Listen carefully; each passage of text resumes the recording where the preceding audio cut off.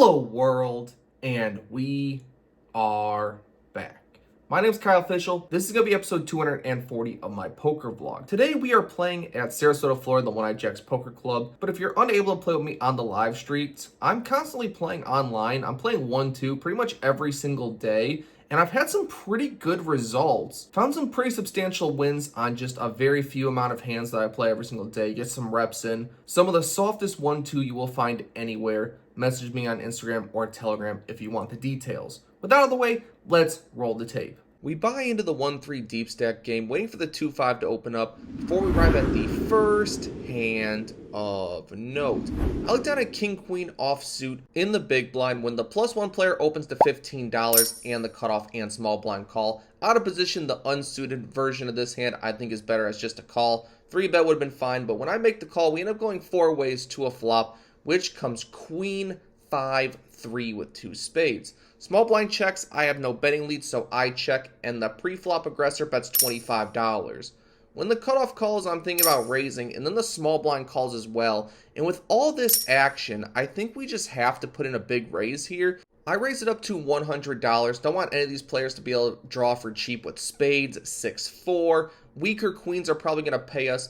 And the pre-flop aggressor decides to jam for $400, and it folds back to me. Not quite the action I'm looking for. He could easily have ace-queen here, maybe an overpair, but he had just lost a pretty big hand, so I think it's more likely he's tilting more than anything. I mean, it's tilting a little bit, but however, I will say... So I decide to put in the call, ask my opponent if he wants to run it twice. He says one time. He is adamant about it. That's probably not a great sign, but then he shows Queen 10 offsuit.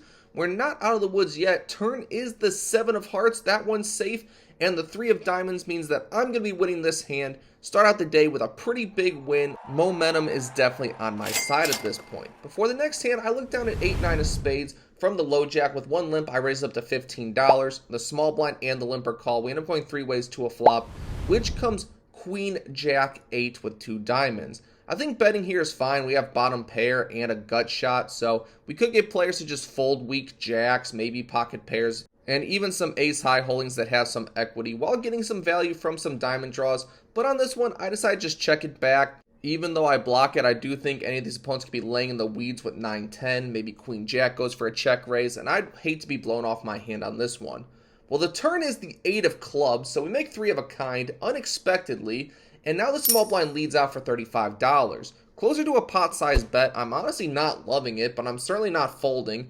I am the only player to make the call, and with 3 of a kind, we are heads up to a river, which is the 6 of diamonds. So diamond draw complete. I absolutely hate it, but my opponent checks to me. I don't really think that a flush that bets pretty big on the turn is going to stop betting when they make their flush on the river. So I think my opponent's relegated closer to a random queen, maybe a weak jack. So while we're targeting the single pair portion of my opponent's range, I'm going to bet pretty small here. I bet $55 when it's checked to me. Unfortunately for me, it does not take too long for my opponent to fold, but we are picking up some decent hands so far in this day. I love making money. Which brings us to the next fun hand of poker. I'm on the button with pocket nines. When the cutoff makes it $15, I'm going to just call this one. 3 betting is definitely better, but I'm going to call, play in position, pot control it a little bit, and we are heads up to a flop, which is 10-6 deuce with 2 hearts. When my opponent checks to me, this is an opponent who's quite sticky, loves to call me down, has a history of it. I expect him to call me down with like ace highs on this board, and that means we can go closer to pot with our bet. I bet $30, literally targeting the ace high that are in a stickier opponent's range, and he makes the call, so we're heads up to a turn card, which is the 7 of spades.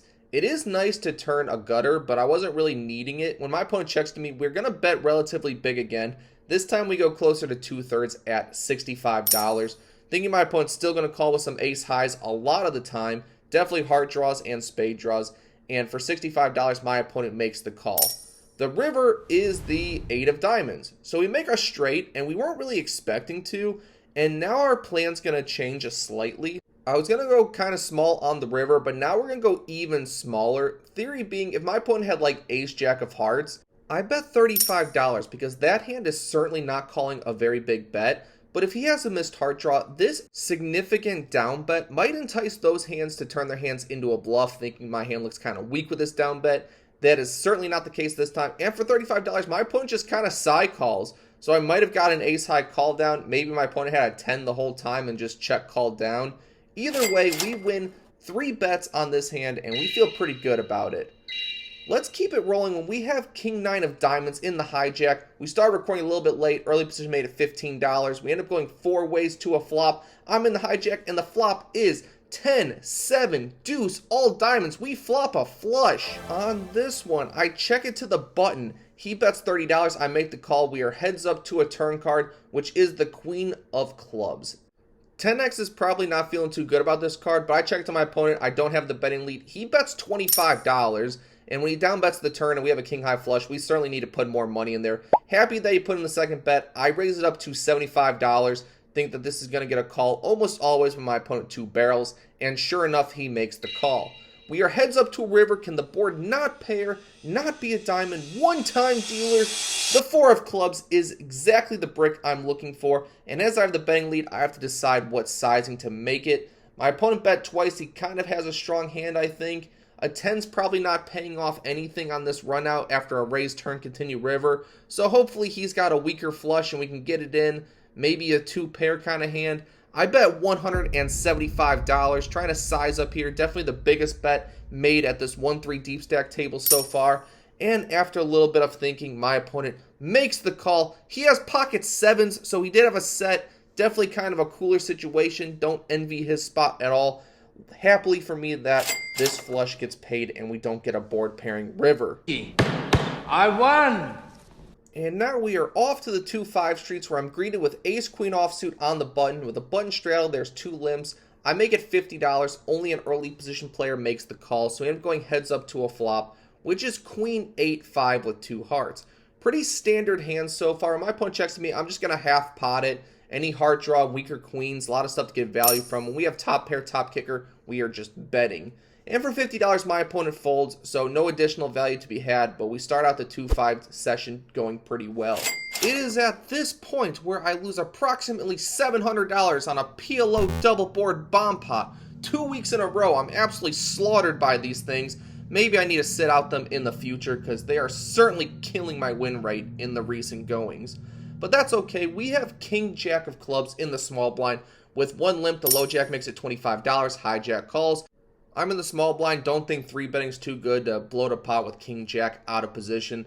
And when I make the call, we end up going 4 ways to a flop after the limper calls, which comes 7-6-5 with 2 clubs. Pretty happy. A flush draw seems pretty good, but anyone can have a straight 2 pair sets. It's not really the greatest board for me, being so connected. The low jack pre-flop aggressor checks, and the hijack throws out $25. I am certainly in there with 2 overs and a flush draw. And then the low jack calls as well, so we end up going 3 ways to a turn card, which is the Bink Jack of Diamonds. I think I've turned the best hand here, so happily going to put in a check raise, win bet. But when I check, the low jack checks, and the hijack checks as well, so we are going 3 ways to a river card, which is the Deuce of Hearts. Definitely think I have the best hand here, so we're going to put out a value bet, but we're betting really small here because we're targeting like pocket 8s, pocket 9s, maybe Jack 10 that just peeled one with backdoor spades, any hand like that. And when I make it $50, the low jack, who is the pre-flop raiser, and then just check called down, he makes the call, the hijack folds, and he has pocket queens. Oh, I am not sure that's a good time. So kind of a tight way of playing pocket queens, but when I thought about it later, it's actually a board that you're probably going to want to just check call down. So unfortunate for me to turn a jack there and give an extra $50 on the river, but you know, that's poker sometimes. And that brings us to a final hand of note. I have 8-9 of clubs in the button, and when I button straddle, there are 3 limps before the cutoff raises to $60. I'm certainly not going to fold suited connectors this high, although the 8-9 variety is pretty bad because it has a lot of reverse implied odds. When it runs into ace-king on the jack-queen 10 board, you can be absolutely drawing dead, which is not the best idea. But I make the call regardless, and we end up going heads up to a flop, which is ace-jack 10 with 2 spades, 1 club. Thinking my opponent's going to bet a lot of the time and I'm going to call, but he checks to me. And when my opponent checks, I actually think he's relegated closer to like kings or queens. He's one of the really tight players at the table, and I expect him to bet this board almost always. So when he checks to me, I think that those hands might fold to 2 barrels. fearing the ace out there, and the times I am called, I do have a straight draw to fall back on, as well as a backdoor flush draw. So when I make it $80, my opponent takes almost no time to raise to $300. At this point, I think it's just straight pocket aces. Like, I don't even think King Queen does this.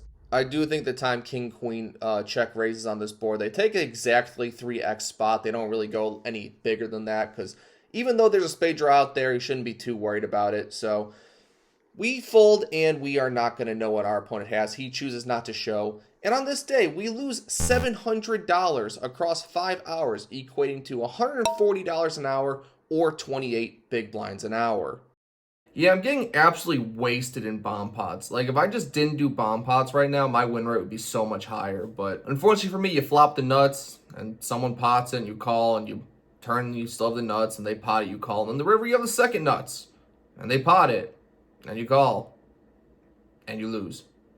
Not a fun formula. However, we did have some good things on the hold'em fronts. We got some max value with just second pair, made a flush, got a few streets there. You could tell I was definitely spiraling at the end with the 9-8, and that should just be a check almost always. My opponent has definitely a range and nut advantage, and we have a decent amount of equity, and when we bet get raised, we have to fold all of it with no chance of improving, and that's quite bad. So we check it back there, maybe hit a club, maybe hit a straightening card, be pretty good, but our opponent gets us to put some money in and then give up all our equity. If you have watched all the way to this point, I appreciate it. Thank you for all the support, and I will see you on the next one.